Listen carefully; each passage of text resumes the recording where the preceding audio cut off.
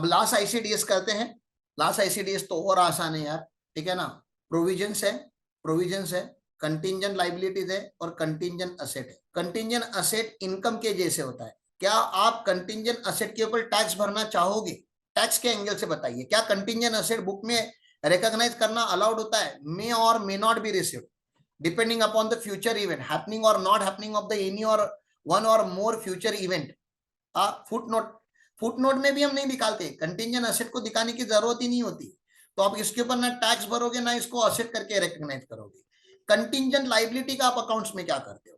Contingent liability का yes जो आप बता रहे हो, कंटिंजेंट लाइबिलिटी मतलब liability which may or may not be actualise, ठीक है ना, which is depending upon happening or not happening of any future event.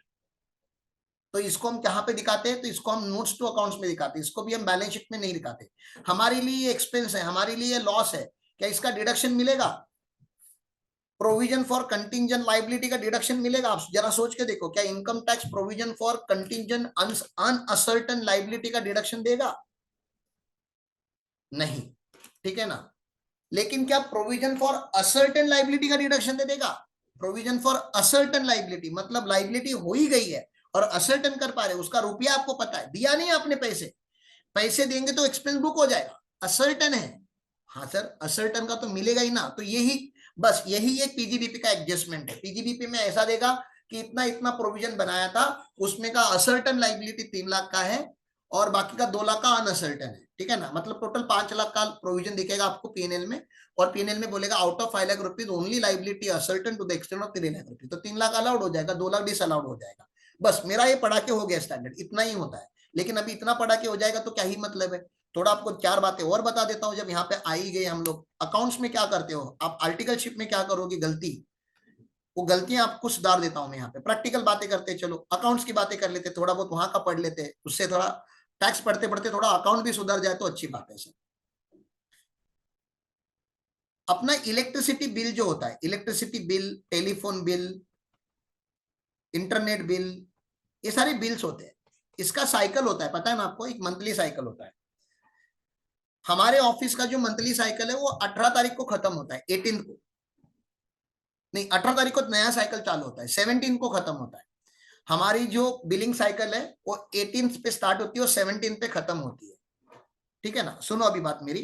तो ये प्रीवियस ईयर है आपका, प्रीवियस ईयर पे ये मार्च का महीना है। यहाँ पे 17 पे एक साइकिल खत्म हो चुकी है, 17 मार्च पे एक साइकिल खत्म हो चुकी है, ठीक है ना। इसका इनवॉइस आ जाएगा, आने वाले 5-6 दिनों में इनवॉइस आ जाएगा, लेकिन इसका ड्यू डेट जो है वो 6 अप्रैल है। तो ऑब्वियसली मैं 6 अप्रैल पे ही भरूंगा बिल।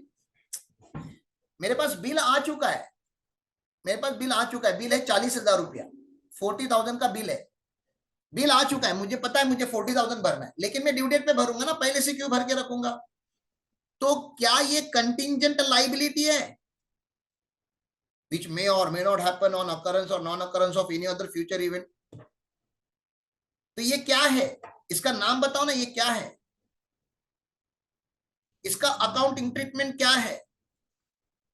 कि 40,000 का क्या करूं? बिल आ चुका है मेरे पास, साक्षी बिल आ चुका है बेटा, मैंने भरा नहीं है, मैं भरूंगा इधर ही। हाँ भरना है तो मैं अकाउंटिंग, अरे मैं अकाउंटिंग पूछ रहा हूं आपको, मेरे बुक्स ऑफ अकाउंट्स में इसका क्या नाम दूं? ये आउटस्टैंडिंग है, लेकिन आउटस्टैंडिंग को हम क्या बोलते हैं? आउटस्टैंडिंग को हम लाइबिलिटी बोलते हैं ना। तो इसका एंट्री क्या आएगा? इसका एंट्री क्या आएगा भैया? आप एक्सपेंस बुक करोगे कि नहीं करोगे? Expense account debit to payables outstanding, जो भी आपकी एंट्री, आप जो भी एक्सपेंस बुक करोगे कि नहीं करोगे, मैं वो पूछ रहा हूं। मतलब इसका इनकम टैक्स डिडक्शन देगा क्या? मेरे को तो इनकम टैक्स पढ़ाना है ना दोस्त, इनकम टैक्स का डिडक्शन मिलेगा क्या?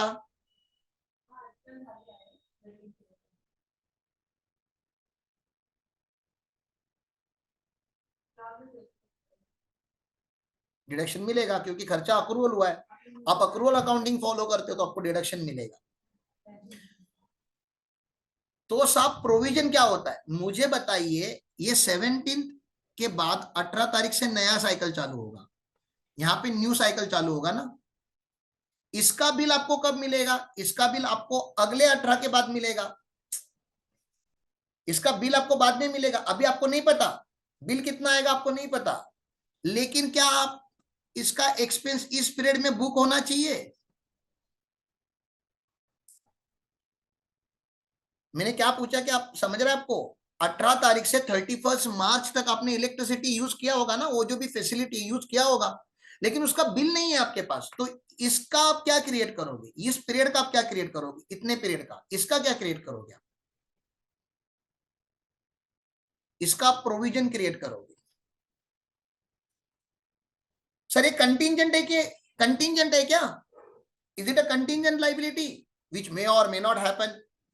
अरे सर कंटिंजेंट नहीं है, आपने बिल यूज किया, लाइट चालू है, इधर बिल आएगा ही आएगा, आपको मालूम है आएगा। लेकिन प्रोविजन क्रिएट करने के लिए असर्टन और अनअसर्टन में क्या फर्क है सर? फिर क्या आप इसको मेजर कर सकते हो? क्या मेजर किया जा सकता है कि कितना बिल आया नहीं है आपके पास, 31 मार्च पे आपको एंट्री पास करनी, कितना मारोगे आप? ऑन एन एवरेज आपको पता होगा ना बिल कितना आता है, लास्ट महीने का कितना आया था? 40,000 आया था। तो ये आधा महीना है, तो मैं 20,000 की प्रोविजन क्रिएट करूंगा, चल जाएगा क्या? बोलिए, अप्रोक्सीमेशन है ना। और आपको तो इनकम टैक्स भरना कब होता है? आपको तो मतलब रिटर्न आप भरते हो जुलाई में या तो सितंबर में, तब तक तो इसका बिल आया होगा, तब तक तो ये अनसर्टन होगा भी नहीं। असर्टन हुआ लेकिन बाद में हुआ, तो इसका डिडक्शन मिलेगा क्या? ये मैं आपको पूछना चाहता हूं, इस चीज का डिडक्शन मिलेगा क्या? ये असर्टन लाइबिलिटी है, इसका मिलेगा। लेकिन फिर आपने आपने पढ़ा होगा बचपन में, ठीक है ना, आपने बचपन में पढ़ा होगा ऐसे कि कंटिंजेंट लाइबिलिटी का एक कॉमन एग्जांपल होता, आप ही बता दीजिए ना, मुझको पता ही चल जाएगा कि आपने कंटिंजेंट लाइबिलिटी का कोई भी एक एग्जांपल दे दो। कंटिंजेंट लाइबिलिटी का कोई एक एग्जांपल दो यार। हाँ वेरी गुड यश। आपके अगेंस्ट किसी ने केस किया है, आप केस हार भी सकते हो या नहीं भी हार सकते।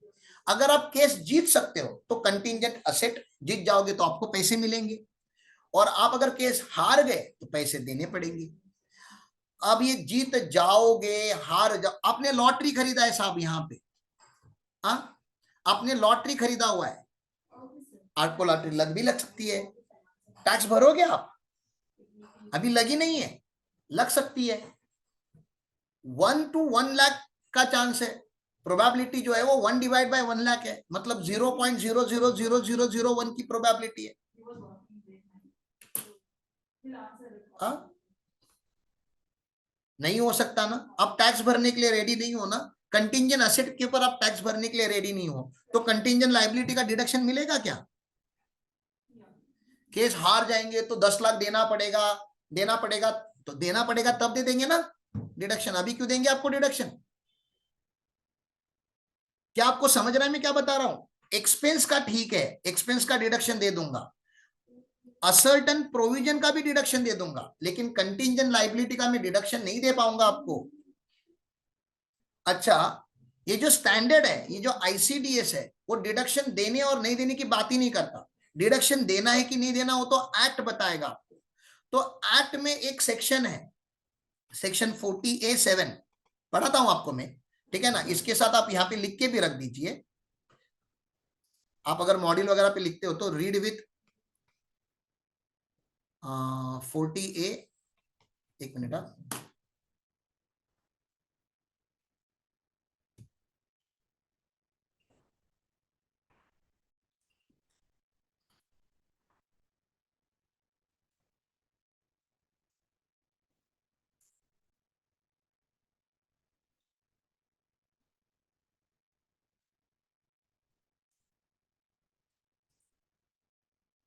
हम्म 40A(7) क्या बोलता है देखिए आप, disallowance of provision for gratuity. भैया ग्रेचुटी की प्रोविजन हम डिस अलाउ करेंगे, disallowance of provision for gratuity की बात करता है 40A(7), मतलब आपने ग्रेचुटी देनी है। ग्रेचुटी मतलब आपको पता है ना, AS 15, AS 15 जिन्होंने भी पढ़ा होगा या पढ़ रहे होगे, आपने अगर आज मेरी कंपनी को ज्वाइन किया तो मैं अज्यूम करता हूं आप मेरी कंपनी में 30 साल काम करोगे, और 30 साल जब आपके हो जाएंगे तो 30th ईयर में मुझको आपको ग्रेचुटी देनी पड़ेगी ना। आज आप 28 साल के हो, 30 साल के बाद आप 58 ईयर्स के हो जाओगे, जब आप रिटायर होगे तो मुझे आपको ग्रेचुटी देनी पड़ेगी। तो AS15 क्या बोलता है, क्या ग्रेचुटी का एक्सपेंस उस साल बुक होगा, 30 ईयर्स के बाद बुक होगा? जिस साल रिटायर होगे उस साल बुक करना सही है क्या? बताइए प्लीज। क्या जिस साल आप रिटायरमेंट लोगे उस साल बुक होगा एक्सपेंस? AS15 क्या बोलता होगा, भैया मैचिंग कॉन्सेप्ट, एम्प्लॉय आपको हर साल काम करता है आपके लिए, तो you have to book it as expense every year, हर साल आपको बुक करना है। लेकिन वो तो AS15 में बोला गया ना, AS15 का कोई कंपैरेटिव ICDS मेरे यहाँ पे है ही नहीं। तो मैं क्या ग्रेचुटी का डिडक्शन, इनकम टैक्स क्या 30 साल के बाद जो रिटायरमेंट होने वाली है, आपको क्या लग रहा है इनकम टैक्स अभी से आपको डिडक्शन देगा इसका, एम्प्लॉय बेनिफिट का? सोचो तो सही जरा, इनकम टैक्स 30 साल के बाद खर्चा होने वाला है, अभी से डिडक्शन देगा क्या वो? अकाउंट्स क्या कंजर्वेटिव है, अकाउंट्स बोलता है 30 साल के बाद भी खर्चा होगा, तभी भी इस साल से आप थोड़ा थोड़ा पैसा जमा करते रहिए, प्रोविजन बनाकर चलिए। इनकम टैक्स बोलता है भैया अगर आपने 31 मार्च पे प्रोविजन फॉर ग्रेचुटी किया है और इसके बाद आरओआई मतलब ड्यू डेट ऑफ आरओआई तक अगर इस पीरियड में एक्चुअली पे किया है, एक्चुअली पेड किया है, तो इसका डिडक्शन इस प्रीवियस ईयर में मैं दे दूंगा। हेलो, तुमको समझ रहा है मैंने क्या बोला? जैसे मैंने 10 लाख का प्रोविजन क्रिएट किया ग्रेचुटी का, सोचो पीजीबीपी में ये फेवरेट एडजस्टमेंट है, एक एडजस्टमेंट आता है ये ग्रेचुटी का, इसलिए मेहनत करके पढ़ा रहा हूं। ये एडजस्टमेंट पढ़ा लिया, मेरा आईसीडीएस खत्म, ये 10 लाख रुपए का प्रोविजन क्रिएट किया है, लेकिन वो बोलेगा एक एडजस्टमेंट तो ऐसा आएगा, no payment was made till the date of filing the return, no payment of gratuity was made till the date of payment. कितना डिसअलाउ करोगे आप? प्रोविजन फॉर ग्रेचुटी आपके पीएनएल में दिख रहा है 10 लाख रुपए का, और नीचे एडजस्टमेंट में लिखा है no payment was made till the date of ROI. कितना आप डिसअलाउ करोगे? पूरा डिसअलाउ करोगे।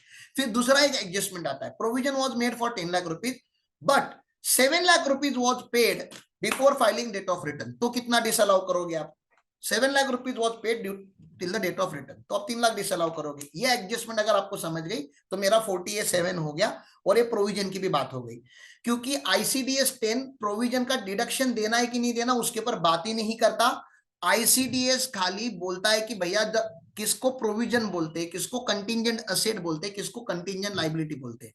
डिडक्शन लेना देना जो है वो सेक्शंस का काम है। जैसे आरडीडी का डिडक्शन मिलेगा क्या? रिजर्व फॉर डाउटफुल डेट का डिडक्शन मिलता है क्या? मुझे बताइए आप। बैड डेट का आरडीडी का डिडक्शन मिलता है क्या? आरडीडी का डिडक्शन नहीं मिलता। तो आरडीडी का डिडक्शन कब मिलता है? जब आपको एक्चुअल बैड डेट होता है। लेकिन अगर आप बैंकिंग कंपनी रहोगे तो आपको आरडीडी का डिडक्शन मिलता है। कट कर दो, कोई नहीं, 10 मिनट में कर देता हूं उनको फोन। आरडीडी का डिडक्शन आपको मिलता है ना? अरे आप बैंकिंग कंपनी रहोगे तो आपका विजय माल्या बैड डेट है, तो आपको पता है बैड डेट है, लेकिन क्या राइट ऑफ मार दोगे क्या अपने बुक में? उनको तो दे दो ना यार प्रोविजनिंग बेसिस पे, और मैं आपको पढ़ाऊंगा ना सेक्शन बाद में, जब पीजीबीपी पढ़ेंगे हम पढ़ेंगे सेक्शन 36 सबसेक्शन 1 क्लॉज 7। हाँ, एक क्लॉज 7 होता है, और 36 सबसेक्शन 1 क्लॉज 7A। हाँ, या इसमें आरडीडी का डिडक्शन मिलता है, लेकिन ये बैंकिंग कंपनी को मिलता, तो सेक्शन ने दिया तो मिलेगा, मैं स्टैंडर्ड में नहीं दे पाएगा आपको, ठीक है ना? तो ये बात कर रहा हूं यहाँ पे मैं। सेक्शन 47 पढ़ लेते, फटाफट खत्म कर देते इसको। Section 47 provide that no deduction would be allowable to any taxpayer carrying on any business or profession in respect of any provision, whether called as a provision or by any other name, made by him toward the payment of gratuity to his employee on their retirement or account of termination of the employment for any reason. The reason for disallowance is that under Section 36 subsection 1 clause 5, deduction is allowable in computing the profit and gain of a business or a profession in respect of any sum paid. Any sum paid by the taxpayer in his capacity as an employer in form of contribution made by him to the approved gratuity fund created for the exclusive benefit of his employee under the relevant trust। तो वो क्या बोलता है कि previous year में आपने जितना पे किया होगा, भैया जितना आपने पे किया होगा प्रीवियस ईयर में या आरओआई के ड्यू डेट तक, जितना आपने पे किया होगा, पे मतलब फंड में डिपॉजिट करो या एम्प्लॉय को पे करो, आपने पे किया होगा तो आपको पेमेंट बेसिस पे देते हैं हम, पेमेंट बेसिस पे हमने आपको डिडक्शन दे दिया तो अक्रूवल बेसिस पे डिडक्शन दे देंगे, तो डबल डिडक्शन हो जाएगा। Further, section 37(1) provide that any expenditure other than expenditure in the nature described under 30 to 36 laid out or expended wholly and exclusively for the purpose of business or profession must be allowed as a deduction in computing the taxable income. तो उन्होंने बोला पहले वाले section ने दे दिया होगा। In reading of these two provisions clearly indicate that the intention of legislature has always been that deduction in respect of gratuity is allowable to the employer either in the year in which gratuity actually paid or in the year in which contribution to approved gratuity fund was actually made by the employer. This provision therefore makes it clear that any amount claimed by the assessee toward the provision of gratuity by whatever name called would be disallowed in the assessment year even if the assessee follows the mercantile system. However, no disallowance shall be made under 40A7 in case where the provision is made by the employer for the purpose of payment of such sum by way of contribution to the approved gratuity fund during the previous year or for the purpose of making the payment of gratuity that has become payable during the previous year by virtue of employee's retirement, death and termination, etc. तो actual हो गया. Further, where any provision of gratuity for any reason has been allowed as a deduction to the assessee for the assessment year, any sum paid out of such provision by way of contribution would not be allowed. तो उन्होंने बोला एक बार अगर आपको provisioning basis पे दे दिया deduction तो फिर आपको पेमेंट बेसिस पे फिर से अगले साल फिर से मत लो यार, पेमेंट किया करके डबल डिडक्शन नहीं होगा. तो दिस इज वेरी इंपॉर्टेंट और इसका हम एडजस्टमेंट पढ़ेंगे जब पीजीबीपी की क्वेश्चन सॉल्व करेंगे. तो अब फटाफट आईसीडीएस पढ़ के खत्म करते, हो ही गया है खत्म, बाकी तो आप तो महान लोग हो, ठीक है ना. The standard deals with the provision contingent liability contingent asset except those resulting in financial instrument. Financial instrument के ऊपर यहाँ पे एप्लीकेबल नहीं होता, ठीक है ना. Result of executive contract, there are some contract जो स्टार्ट ही नहीं हुए आपने, ठीक है ना. कुछ कॉन्ट्रैक्ट है जो आप जिसमें आपकी कोई कमिटमेंट नहीं है अभी तक, आपका कुछ लगा हुआ नहीं है उसमें, तो बोलते हैं एग्जीक्यूटिव कॉन्ट्रैक्ट के ऊपर. और आपको डिटेल में पढ़ना है तो पढ़िए, यहाँ पे डेफिनेशन भी दिया है उन्होंने. Arising in insurance business, insurance business का भी उन्होंने बोला यहाँ पे बात नहीं करना है क्योंकि इंश्योरेंस के IRDA के अपने नॉर्म्स है. And covered by any other ICDS, उसकी भी यहाँ पे बात नहीं करेंगे. प्रोविजन का मतलब क्या होता है, तो प्रोविजन का मतलब ये सब अकाउंट से आएगा अभी. प्रोविजन का मतलब होता है provision is a liability which can be measured only by using substantial degree of estimate. Provision मतलब अब मेरा जो लाइट का बिल था यहाँ पे मैंने 20,000 रुपया जो मेजर किया, क्या इसमें सब्सटेंशियल डिग्री ऑफ एस्टिमेट था कि रैंडम नंबर लिया गया था, ये बेसलेस था कि बेस था, कुछ बेस है इसका, ठीक है ना. लाइबिलिटी तो क्या है, लाइबिलिटी तो सर लाइबिलिटी तो वही गया ना, मैंने आपको पहले ही बता दिया लाइबिलिटी क्या होता है. ये तो 40,000 का जो बिल आया था आउटस्टैंडिंग था, तो लाइबिलिटी हो गया. तो प्रेजेंट ऑब्लिगेशन, इसको तो फ्यूचर ऑब्लिगेशन बोलो भी मत. Liability is the present obligation of a person arising from the past event, the settlement of which is expected to result outflow from the person's resources embodying economic benefit. मतलब तुम्हारे जेब से पैसा जाने वाला है और कितना जाने वाला है, क्या जाने वाला है, सब फिक्स हो चुका है. आपने वो बेनिफिट भी एंजॉय कर दिया, अभी आपको पे करना ही है, कोई डाउट ही नहीं है इसमें. Obligating event is the event that create the obligation, ठीक है ना. तो आपने इलेक्ट्रिसिटी यूज किया करके आपको इलेक्ट्रिसिटी बिल आया, दैट इज योर ऑब्लिगेटिंग इवेंट. अगर केस है, केस की बात करते हैं तो केस हार गए कोर्ट में. आज आप कोर्ट में केस हार गए, आज 17 मार्च है, 17 मार्च है और कोर्ट ने बोला विद इन 3 मंथ पे करना है. अब ये कंटीजेंट लाइबिलिटी की लाइबिलिटी है, केस हार गए आप, कि कोर्ट ने बोल दिया 10 लाख आपको पे करना है, लेकिन चलो टाइम देता हूं, 3 महीने का टाइम देता हूं. अब ये लाइबिलिटी है, प्रेजेंट ऑब्लिगेशन हो गया ये, और ऑब्लिगेटिंग इवेंट हो गया decree of the court, result of the court, जो कोर्ट ने ऑर्डर दिया वो हो गया आपका ऑब्लिगेटिंग इवेंट. कंटीजेंट लाइबिलिटी क्या है फिर सर, कंटीजेंट लाइबिलिटी को बोला जाता है पॉसिबल ऑब्लिगेशन, हो भी सकता है नहीं भी हो सकता है, that arises from the past event. Event हो चुका है मतलब आपके ऊपर केस फाइल हो चुका है, आपने जो कांड करना था वो कांड हो चुका है, ठीक है ना. And the existence of which will confirm only by occurrence or non-occurrence of one or more uncertain future event. Uncertain है ये, not wholly within the control of the person. A present obligation that arises from the past event but not recognized, ठीक है ना. अब ये present, ये तो possible obligation है. दूसरा है कि प्रेजेंट ऑब्लिगेशन, ऑब्लिगेशन आ चुका है, अराइज भी हो चुका है, पास्ट इवेंट भी हो चुका है, लेकिन आप मेजर नहीं कर पा रहे हो कि कितना होगा. कोर्ट में आपका जजमेंट लग चुका है, आप हार चुके हो कोर्ट में, you have lost in the court. लेकिन कोर्ट ने खाली इतना बोला है, जैसे जीएसटी का केस है, जीएसटी के केस में आप हार चुके हो, ठीक है ना, लेकिन अभी आपके ऊपर पेनाल्टी कितनी ठोकनी है, इंटरेस्ट कितना ठोकना है. कोर्ट ने बोला हमको 15-20 दिन का टाइम दो, हम उसको कंप्यूट करके बताएंगे या जीएसटी डिपार्टमेंट कंप्यूट करके बताएगा। मतलब आपके पास अमाउंट नहीं है, आप 17 तारीख को हार चुके हो, तो ये प्रेजेंट ऑब्लिगेशन है ना। इसमें क्या अभी आप हारे नहीं हो, इसमें आप हार चुके हो। आप समझ रहे हैं कि आपको यहाँ पे इन दोनों में फर्क क्या है, समझ रहा है। यहाँ पे केस चालू है, यहाँ पे केस हार चुके हो, लेकिन यहाँ पे पैसे अभी तक कितना रिकॉर्ड करना है वो नहीं पता है। नॉट रीजनेबली सर्टेन कि आपको अमाउंट नहीं पता, तो इसको कंटिंजेंट लाइबिलिटी बोला जाता है। इसको कंटिंजेंट लाइबिलिटी बोला है। कंटिंजेंट असेट तो वही है कि बेनिफिट मिलने वाला है, कंटिंजेंट लाइबिलिटी के opposite occurrence or non-occurrence of the event. Executory contracts are contract under which neither party has performed. Any part, दोनों पार्टी ने कुछ भी परफॉर्मेंस नहीं किया है, ठीक है ना। Both the parties have partially performed to the equal extent. या परफॉर्म भी किया है तो दोनों ने उतना ही परफॉर्म किया, मतलब ना किसी को लेना है ना किसी को देना है। Okay, present obligation is obligation if based on the evidence available, that is existence at the end of the previous year, is considered reasonably certain. तो certain होगा तो आपको डिडक्शन मिलेगा। अब बात करते हैं हम यहाँ पे क्या करेंगे, अब यहाँ पे बात करेंगे रिकॉग्निशन का। क्या ऊपर तो क्या हो गया, जनरल नॉलेज हो गया, ये तो अपने AS29 में पढ़ लेना चाहिए था। ये सब कुछ AS29 का लैंग्वेज है, ठीक है ना। नहीं पढ़ा है तो बाद में पढ़ लो। अब रिकॉग्निशन मतलब अब डिडक्शन मिलेगा नहीं मिलेगा उसकी बात करेंगे हम। अब प्रोविजन शाल बी रिकॉग्नाइज्ड, ओहो प्रोविजन को रिकॉग्नाइज करेंगे हम, प्रोविजन को रिकॉग्नाइज करेंगे। If a person has a present obligation, उसका ऑब्लिगेशन है which has resulted from the past event, मतलब इलेक्ट्रिसिटी बिल, इलेक्ट्रिसिटी यूज की है उसने, बिल आएगा ही आएगा, और उसकी अमाउंट भी जो है वो रिजनेबली सर्टन है। जो अमाउंट है वो रिजनेबली सर्टन हम निकाल पा रहे हैं। Of resources embodying economic benefit will be required to settle the obligation and reliable estimate can be made. मतलब सब कुछ ये तीनों कंडीशन हो गए। प्रेजेंट ऑब्लिगेशन है ऑफ अ पास्ट इवेंट, मतलब प्रेजेंट ऑब्लिगेशन। दूसरा है रिजनेबली सर्टन है, मतलब अनसर्टन लाइबिलिटी नहीं है, सर्टन लाइबिलिटी है। और तीसरा उसका एस्टिमेट बना सकते हो तो इसकी प्रोविजन बना दो। No provision shall be recognized for the cost that need to be incurred or operate in the future. It is only those obligations arising from the past event existing independently of the person's future action that is the future conduct of its business that are recognized as a provision. क्या बोलता है यहाँ पे, no provision shall be recognized for the cost that need to be incurred to operate in the future. Future में कुछ खर्चा करने वाले हो उसका आपको प्रोविजन नहीं बनाना है। It is only those obligation arising from the past event, ठीक है ना।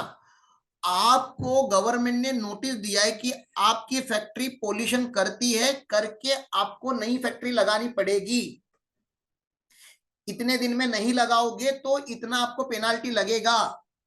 ये फ्यूचर इवेंट है, इसका आपको प्रोविजन करने की जरूरत नहीं है, आपका इवेंट हो जाना चाहिए। हाँ, उल्टा आपको गवर्नमेंट ने टाइम दिया था 1 साल का कि आपकी यहाँ की फैक्ट्री निकालो कहीं और लगाओ, नहीं तो आपको इतना पेनाल्टी लगना पड़ेगा। और वो दिन हो चुका है, जो इवेंट डेटा वो आ चुका है। अब ये लाइबिलिटी प्रोविजन बन चुकी है, ठीक है ना। अब ये लाइबिलिटी कंटीजेंट लाइबिलिटी नहीं है, वो भी आपको लगी जाएगी। कंटीजेंट लाइबिलिटी को बोलते हम नहीं रिकॉर्ड करेंगे, नहीं रिकॉर्ड करेंगे मतलब डिडक्शन नहीं मिलेगा, और कंटीजेंट असेट के ऊपर हम टैक्स भी नहीं ले रहे आपसे, ठीक है। हाँ, लेकिन कंटीजेंट असेट को कंटिन्यूअसली आपको इवैल्यूएट करते रहना होता है कि अभी भी ये कंटीजेंट है, अभी भी ये कंटीजेंट है, अभी भी ये कंटीजेंट है या नहीं है। जिस दिन उसका कंटीजेंसी निकल जाएगा, मतलब जिस दिन वो रिसीवेबल खड़ा हो जाएगा, आपको टैक्स भरना पड़ेगा। सर मेजरमेंट कैसे करेंगे, the amount recognised as a provision shall be the best estimate. जब अगर आप एस्टिमेट ही कर रहे हो तो बेस्ट पॉसिबल एस्टिमेट करो, मतलब बेसलेस नहीं होना चाहिए, कुछ उसका बेस होना चाहिए। To settle the present obligation at the end of the previous year. Reimbursement, sir reimbursement क्या होता है, where some or all the expenditure required to settle the provision is expected to be reimbursed by the another party। कोई और party जो आपको reimburse करने वाला है, तो ऑब्वियसली उतने अमाउंट का प्रोविजन मत बनाओ। उतने जैसे आपका डेटर का लॉस होने वाला है, बैड डेट होने वाला है, लेकिन आपने पहले से ही इंश्योरेंस करके रखा था। आपने लाइबिलिटी, पता है प्रोफेशनल लाइबिलिटी इंश्योरेंस भी आता है आजकल सीए लोगों को, सीए लोगों का प्रोफेशनल लाइबिलिटी इंश्योरेंस आता है। पता है आपको, इंडेमनिटी किया जाता है सीए लोगों को। मतलब अगर मैंने अगर कोई ऑडिट रिपोर्ट साइन किया और कल अगर उस ऑडिट उस फर्म में अगर कोई कांड निकला और फिर मुझको अगर 10 लाख की पेनाल्टी हो गई, ठीक है ना, तो भैया वो इंडेमनिटी इंश्योरेंस करके रखना पड़ता है, इंश्योरेंस कंपनी पे करेगी फिर, ठीक है ना। जब इंश्योरेंस कंपनी पे कर रही है वो ऑब्लिगेशन, तो मुझे तो कोई प्रॉब्लम ही नहीं है, मेरे लिए तो कोई टेंशन नहीं है। When person is not liable for the payment of the cost in case of the third party fails to pay, no provision shall be made for those costs। अभी ये क्या है पता है, आप हस्बैंड और आपकी वाइफ है, आपने दोनों ने ज्वाइंट लोन लिया है। हस्बैंड ने अगर डिफॉल्ट किया लोन के रिपेमेंट में, तो ये को बोरोवर है ना, तो इसके अकाउंट से पैसे जाएगा ना, तो को बोरोवर के लिए वो हमेशा कंटिंजेंट लाइबिलिटी रहती है ना, ये मेन बोरोवर के लिए लाइबिलिटी है। लेकिन अगर आप गारंटर हो किसी के लिए, अपने लोन की गारंटी ली है या आप को बोरोवर, तो आपको नहीं लग रहा कि आपकी भी लाइबिलिटी बन जाती है, उसमें कंटिंजेंट है, कभी कंटिंजेंट है, जब मेन बोरोवर नहीं भरेगा तो कंटिंजेंसी है। या तो आप डायरेक्टर हो कंपनी के, और कंपनी ने जब लोन लिया तो आपने अपनी पर्सनल गारंटी साइन करके ली है कि कंपनी ने अगर पैसा नहीं भरा तो मैं भरेगा पैसा, इसलिए हम तो विजय माल्या के पीछे लगे हुए हैं ना, नहीं तो विजय माल्या के पीछे लगने का कोई जरूरत ही नहीं है, कॉर्पोरेट वेल करके आपको पता ही है। किंगफिशर एयरलाइंस ने डिफॉल्ट किया, why are you running behind Vijay Mallya, because he was the director, he was the signatory, he was the authorised person, ठीक है ना। तो हमने वहां पे लिफ्टिंग ऑफ कॉर्पोरेट वेल करके उसके पीछे लग रहे हैं हम। तो वो बता रहा है कि भैया जब तक उसने बोरोवर ने डिफॉल्ट नहीं किया है तब तक आप कंटिंजेंट लाइबिलिटी, तब तक आपको डिडक्शन नहीं देंगे, तब तक रिकॉग्नाइज नहीं किया। हाँ, उसने डिफॉल्ट किया तो आपकी लाइबिलिटी है, तब आप रिकॉर्ड कीजिए। An obligation which for which the person is jointly and severally liable, ये जो जॉइंट लोन वगैरह की बात कर रहा हूं मैं, is contingent liability to the extent that is expected that the obligation will settled by the other parties. जो अदर पार्टीज का ऑब्लिगेशन है वो आपके लिए कंटिंजेंट है, जब अदर पार्टी डिफॉल्ट करेगी तभी आपका ये लाइबिलिटी बन जाएगा। हर साल आपको रिव्यू करना होता है, रिव्यू का आपको प्रोसेस हमेशा करना पड़ता है, आपको हमेशा देखना पड़ता है कहीं कंटिंजेंसी प्रोविजन तो नहीं बन गई, कहीं कंटिंजेंसी एक्चुअल लाइबिलिटी तो नहीं बनी गई है। Use of provision, a provision shall B use only for the expenditure which the provision are originally recognized। Provision, जो प्रोविजन आपने बनाया गया है उस प्रोविजन का जो पैसा है या उस प्रोविजन में जो डेबिट चढ़ेगा वो उसी पर्पस के लिए चढ़ेगा जो पर्पस के लिए वो बना गया था। तो आपने रिजर्व फॉर डाउटफुल डेट बनाया था तो उसमें आप डिप्रिसिएशन एडजस्ट नहीं कर सकते या कोई और कोर्ट का केस उसके अंदर एडजस्ट नहीं कर सकते, वो आपको बैड डेट के लिए ही रखना पड़ेगा। चलो ठीक है। बाकी डिस्क्लोजर है, डिस्क्लोजर दीजिए, big description about the obligation, carrying amount, contingent liability का आपको डिस्क्लोजर देना पड़ता है भाइयों, ठीक है ना। कंटिंजेंट लाइबिलिटी का डिस्क्लोजर देना पड़ता है, कहां डिस्क्लोज करोगे फिर आप, नोट्स टू अकाउंट्स में, 3CD में। हमारे यहाँ पे 3CD होता है ना, हमारे यहाँ पे नोट्स टू अकाउंट्स नहीं होता, तो आपको 3CD में दिखाना पड़ता है। एडिशनल प्रोविजन के बारे में बात करोगे, अनयूज अमाउंट ऑफ, कभी कभी प्रोविजन को रिवर्स किया जाता है, प्रोविजन को रिवर्स करोगे तो आपका इनकम भी बन जाता है, तो वो भी आपको बताना पड़ता है। चलो ठीक है, इन दोनों में डिफरेंस पढ़ लीजिए। बाकी तो ICDS खत्म हो गए, अभी डायरेक्टली PGBP स्टार्ट करेंगे हम। कल भी अपना लेक्चर है, कल लंबा लेक्चर है तो कल PGBP चालू करूंगा, ठीक है ना। PGBP थोड़ा स्पीड में पढ़ाऊंगा मैं अब, सर ने टाइम दिया नहीं, कल संडे है ना, 8 to 11 है शायद बेटा, मेरे पास मोबाइल नहीं है, विशाल सर ने दिया है ना टाइमिंग मुझे।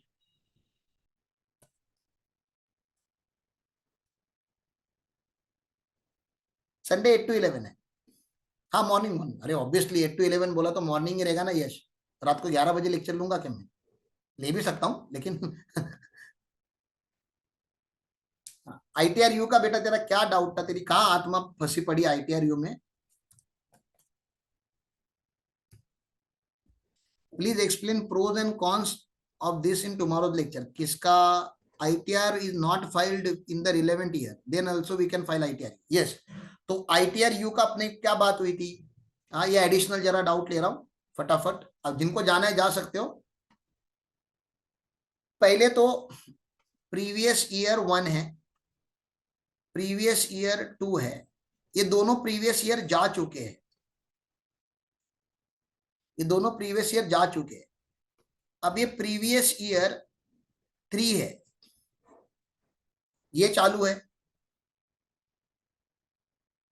ठीक है ना, या इसको असेसमेंट ईयर में कन्वर्ट कर देता हूं मैं, प्रीवियस ईयर में फिर से कंफ्यूज हो जाएगा। Assessment year, assessment year, assessment year, ठीक है ना।